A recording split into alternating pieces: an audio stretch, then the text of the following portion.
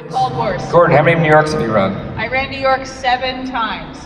First time in 1984, which is probably before a lot of you people were born, and most recently in 2002. So I haven't had the chance to run too recently, but I do have a lot of New York City Marathon miles in my legs. Not to embarrass Gordon, but she's also run 2:33 for the marathon in her day.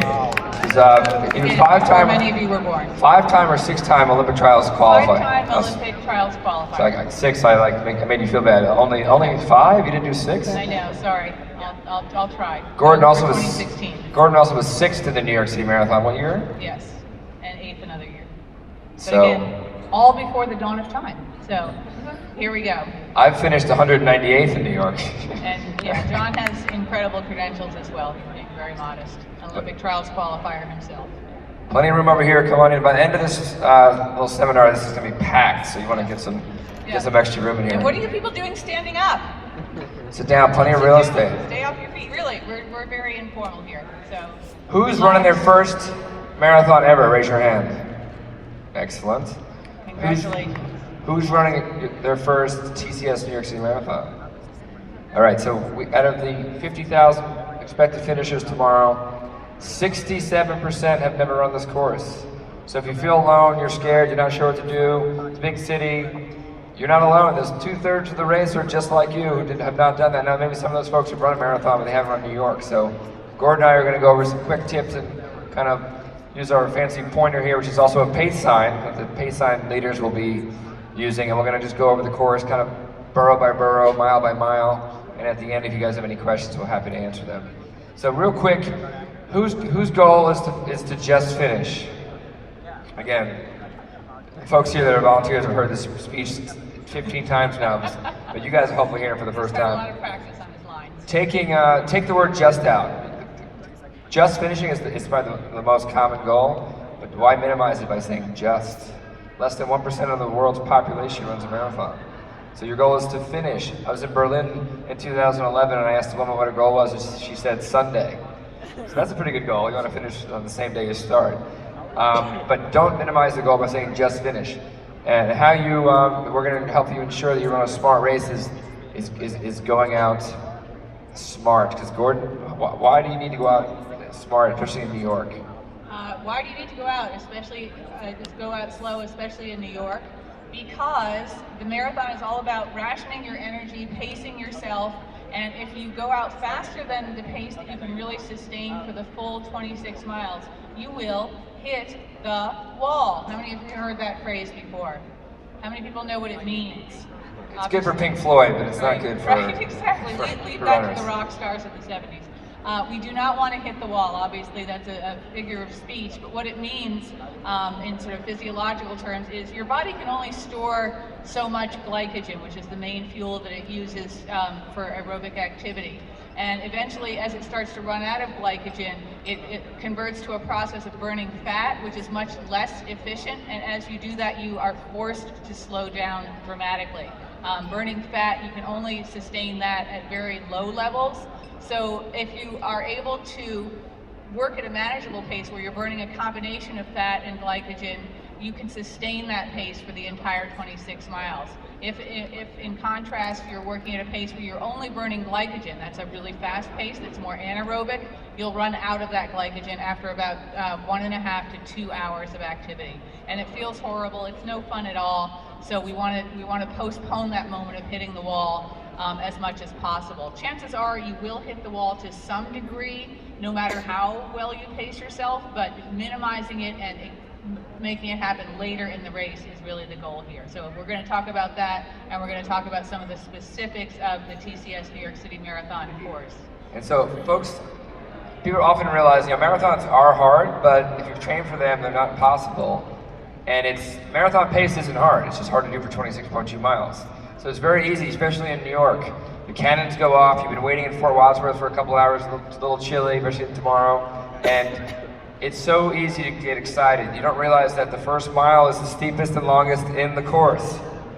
So the cannon goes off, New York's playing, you're excited that the helicopters are above taking photos, the FDNY boats are shooting water down below, you have a beautiful view of the city, and it's exciting. So any marathon is easy to go out too fast because it should be a pretty relaxed pace.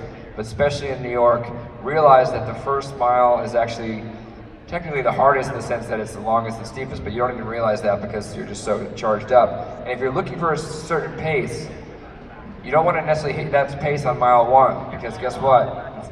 It's all uphill and it's a little bit crowded. And so, quick story that I tell, I was pacing Apollo Ono in 2011. We ended up averaging a 7:37 pace, which was pretty fast for him. And our first mile was 9:03. So we ran 9:03, guess what? The second mile is all downhill. So most of the time that you miss, or that you're behind, is because you're running an even effort, smart fashion. You get a lot of that time back on mile 2. So we went 9:03, 7:14, then averaged 7:37. So don't panic if you're a minute off your time in mile 1. You'll get most of that back in mile 2. Mile 3 is the first split that you get to that actually makes any sense, because from 2 to 3 it's actually flat. And you will notice that there's 3 different starts. We actually have 18 different starting lines, or starting events, starting races in our race. The pro wheelers, the pro women.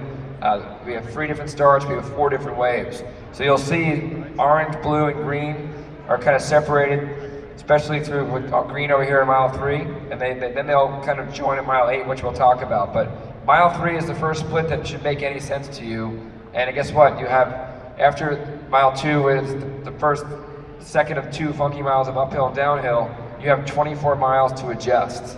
So do not panic if you should be 30 to 60 seconds off your goal time by pace on that first mile, because that means you're running a smart effort. Yes, I would just add, emphasize what John said, don't panic. Really don't worry about your splits for the first 2 miles at all, and even the third mile as you're sort of coming off the bridge and finally getting onto the streets of Brooklyn may not completely make sense as well. But once you hit 4th Avenue, which is this long stretch that you get on, the people in the orange and blue starts get on it back here, the people in the green starts get on it here, and this is 4th Avenue all the way to mile 8. It's very straight, as you can see. It's almost completely flat. It's a commercial thoroughfare. It's very crowded with cars when there are cars allowed on it. Obviously, there won't be any kind of vehicular traffic on that road at all. And both sides of the road will be used. The side that you'll be on will depend on whether you're in the orange, blue, or green start, and you'll be directed. Don't worry, you don't have to make any decisions. And all along 4th Avenue, you'll be cheered on by Brooklynites and visitors from around the world, just screaming your name and making you feel welcome. There'll be bands, there'll be a lot going on, a lot to stimulate you, which is awesome. That's one of the things that people love about the TCS New York City Marathon and take away with them. They just, their impression at the end of the day is like, I never was in a place where people weren't cheering for me. It just felt so awesome. But also, as we've been saying, it can stimulate you to go more quickly than you really should be at that point. So absorb the energy, absorb the adulation, the cheers. You'll feel like a rock star, but control yourself all along that 4th Avenue period of the race. Who's actually going to use music on race day? So we also used to using music to train, and especially when you're doing those long runs on your own. I'm not saying don't use music, you can bring it with you, but there'll be 130 official bands on the course, some unofficial. So, I don't know if you call them bands, but there's some guys singing in the shower on mile 11. But just know that part of the experience is the crowds and the energy of the 2 million spectators out there. So between the excitement of the crowds and just the views, you probably don't need too much music, so don't feel like you need to, but definitely don't tune that out, because that's part of why this race is so special. So then you get to mile 8, which is the end of 4th Avenue. Actually not the end, but where the course exits 4th Avenue. And there may be some congestion at that point. It won't be a choke point because we have 4 wave starts. We've really eliminated what used to be sort of an issue in the past of that point at mile 8 being a place where runners actually had to slow down as the 3 starts converged. That will not be the case, but you just may notice more people around you all of a sudden, and that's because the green, blue, and orange starts are coming together. That's a point where there'll be a lot of spectator support. BAM is there, the Brooklyn Academy of Music. It's really beautiful. There's the Williamsburg Bank Tower, which you'll actually be seeing in the distance as you approach it. Really from like mile 5 on, you can see this big tower in Brooklyn. It's one of the tallest buildings in Brooklyn. I'm not sure if it's the tallest anymore. But at that point, you will turn right, and you'll be on Lafayette Avenue, which again will be just mobbed with spectators. And that's a very residential area. It's really beautiful, tree-lined, nice tree-lined streets. People actually, you know, you're running right by their front door, so they'll be on their doorsteps, on their stoops, and you know, maybe watching from balconies or fire escapes.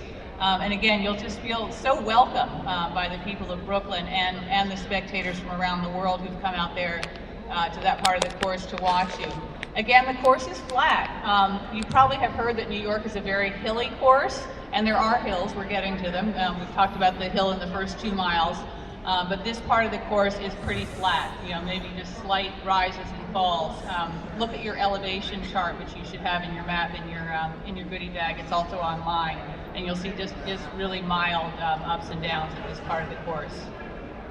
And then you get into mile 10, 11, and 12. You have Clinton Hill and Williamsburg. And again, you should still feel pretty good here. Again, folks often will tell you to break down the marathon as a 20-mile long run and a 10K race. So that's pretty true. So you want to be relaxed here. And again, the spectators are going nuts, different neighborhoods, very unique, which is a nice little unique tour of Brooklyn. And then you get to, actually, who's heard of how hard New York's course is? Raise your hand.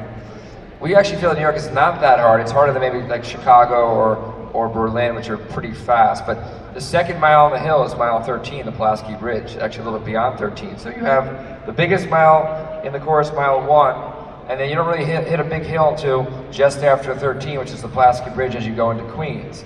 So just know that the first half is the easier half, just not because it's first and you're fresher, but obviously for net gain and elevation.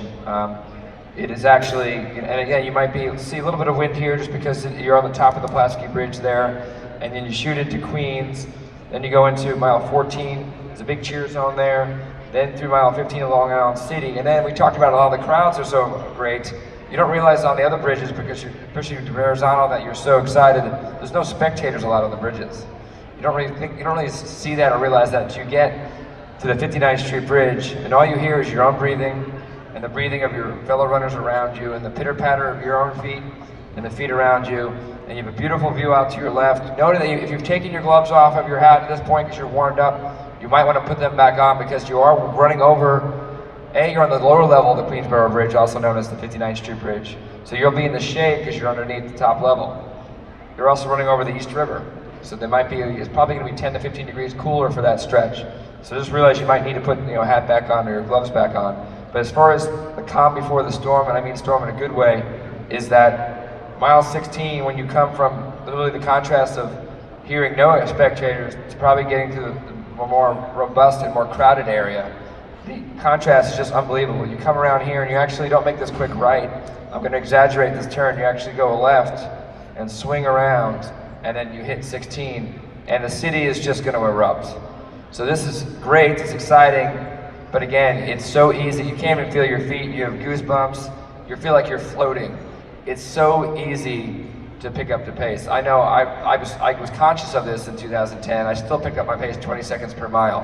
And this is going to get really dorky and data-driven geek stuff, like our intellectual time prediction model over here, is that the average person from mile 16 to 17 picks it up 4.96%. That's way too much. You don't want to pick up at the pace 5% at any time unless it's the last 0.2, especially at mile 16 to 17, where there is a slight gradual uphill. So just be conscious of this from 16 to 17 and even 18. There's a lot of hydration watering holes for spectators. Not the Poland Spring water, you get it every mile at mile 3, or the Gatorade you get it every mile starting at mile 3. But there's a lot of bar activity here. Folks that maybe don't even care about the marathon, but they're just looking for an excuse to party because last night was Halloween and it wasn't enough for them. So just know that you need to consciously try to slow down between 16, 17, and 18 because it's going to be jazzed up, and you want to just know that it's natural to get excited and pick it up, even if you don't even realize it. And that can make your later miles a lot tougher if you're picking it up 5 or 6%. Another thing about this part of the course, as you come off the bridge, and as John said, it'll be silent, really, really quiet here as you're going over the bridge. It'll be an uphill and then a significant downhill, and really rocketing off the 59th Street Bridge. You don't want to be rocketing, you want to be controlling yourself, but you'll feel such a sense of anticipation and excitement to have arrived in Manhattan, which I imagine is where most of you are staying, that you'll feel like, I'm almost done. You know, here I am, I'm in Manhattan, and that's where the race ends. This has been a piece of cake. And actually, you are very close to the finish area. You're here, the finish is here. But guess what? Of course, goes here. So you just want to just try to be aware of that. You know, yes, you are in Manhattan. Yes, you're being cheered by mobs and mobs of people. The noise is really, people say they can feel it in their chest. You know, they can feel like the reverberations of the noise as they come off the 59th Street Bridge onto First Avenue. But control yourself and be aware that it's a marathon. You know how far it is. You've done long training runs. You've done, you know, maybe 20-mile training runs. And at mile 16, you're not done with a 20-mile training run, and you're definitely not done with a 26-mile race. So just be aware of that and enjoy it, soak it up, use it, but you know, stick to your game plan, stick to your pace, stick to your hydration plan. And hydration, we haven't talked about that too much yet, but I just want to mention, even though it's going to be cold tomorrow, cold and windy, which can make staying hydrated sort of a distraction. You know, if you feel like you're fighting the wind, oh, I don't want to bother, you know, going over to the side of the road and getting a cup of water or a cup of Gatorade. Please do so anyway. You know, take the time. Don't stop at the water stations. You might want to slow down to a slow jog or a walk, but don't stop because you'll create congestion and people will trip over you. Or crash into you, but do stay hydrated. You're still losing moisture, you're still losing perspiration, you're losing water through your breathing, so it's really important to stay hydrated even though it's going to be a cold, blustery day, and it may not feel as important as it would on a hot, humid day. And also, yeah, when you don't want to go to the first little trick about the water stops. They start at mile 3 and they're at every mile. Again, you have Poland Spring water and Gatorade, both sides, and it's not just 2 tables. So don't go right to the first table. It's very common. All right, water next. Shoot for the middle or even the end. We have 10,000 volunteers out there. Couldn't have this race without our volunteers. So just a little tip. I won't tell everyone. I'll just tell you guys. Go to the middle or the end of those water stations because the inclination is, oh, it's water. Let's all go, and it's gonna be. And then you definitely don't want to stop. You want to kind of squeeze that cup. Squeeze the cup trick where you are able to run with the water or Gatorade still being in the cup. Lots of studies, it's really scientific data, but it's shown that hydration and fuel works a lot better when you get it in your mouth versus on your face and all over your shirt. So squeeze that cup and then you can actually control it when you create the funnel system when you can drink it. Because if you don't do that, do this and it gets all over your face, and it's not very helpful to have Gatorade all over your face. It gets a little sticky. And on that note, mile 18, we also give out Power Bar gels. So Power Bar gels you practice with, because we don't like anything new on race day. You will get reinforcements, all types of colors and flavors. There'll be flagging on either side, color per flavor. So it's probably is it in the media guide or is it on the website? Yes, it is, the flavors, and you know, like John said, there's no shortage of any amenity in this race. We're not going to run out of water. We're not going to run out of Gatorade. We're not going to run out of gels. So good tip to go to one of the later tables. Don't panic. Don't feel like there's not going to be any there when you get there, and take your time. You really can save a lot of time by investing in the little things early on in the marathon and throughout the marathon. Hydration, nutrition, and sports drinks. So back to the course. We're now approaching the northern end of Manhattan here as we head toward the Harlem River, and you take the Willis Avenue Bridge over the Harlem River into the Bronx, which makes this a 5-borough marathon, right? You've been in 4 boroughs so far. You're in your 5th and final borough that will go back into Manhattan, the Bronx. The first 5-borough New York City Marathon in 1976 did go into the Bronx for about 10 seconds. They literally ran across this bridge, went around like some sort of a pole or light pole or something. You know, and you see the old footage, people are actually like swinging around the pole and back into Manhattan. So that made it a 5-borough marathon. It was official. They weren't lying, but it really didn't do much in the Bronx. Now about 1.5 miles of the course is in the Bronx, and it's a really fun part of the course. Again, you've had a small hill, not significant, going up to the apex of the Willis Avenue Bridge, and then back down off the exit ramp into the Bronx. And that part of the course is just, it's so exuberant. You can see Yankee Stadium. You don't run directly past Yankee Stadium, but you can see it. I'm supposed to hear, "Go Yankees!" Okay. And the neighborhoods up there, they know that this is a tough part of the course. You're past the 20-mile point, you're tired, you're feeling like you're going farther and farther away from your ultimate goal, which is back down in Central Park at the finish line. And they want to make it special for you. They want to make it a positive experience for you to be in the Bronx. Again, flat, a few turns, but nothing crazy. And then back just before mile 21, back across the Madison Avenue Bridge and back into Manhattan. And again, if you're looking for your friends and loved ones, spectators, you need to connect, take a photo. It's common to go to 16 and 17 because then you can easily walk over to the finish, but it's really tough to connect with your loved ones here. So if you really need to connect with folks, whether they're going to give you an extra gel or whatnot, or just a picture, 18, 19, even 20 and 21 are a lot easier to see your loved ones. Now, it does make it trickier to get back to the finish, but you can even go to 19 and still get over here on Fifth Avenue. So that's just, the runners are tempted to go left here because, again, it's cut off the Bronx, but we want you to go. That's obviously not legal, but for spectating purposes, this is a decent place to go because it's only 1 or 2 deep versus 10 deep down here, and that could be tough to try to connect with someone here.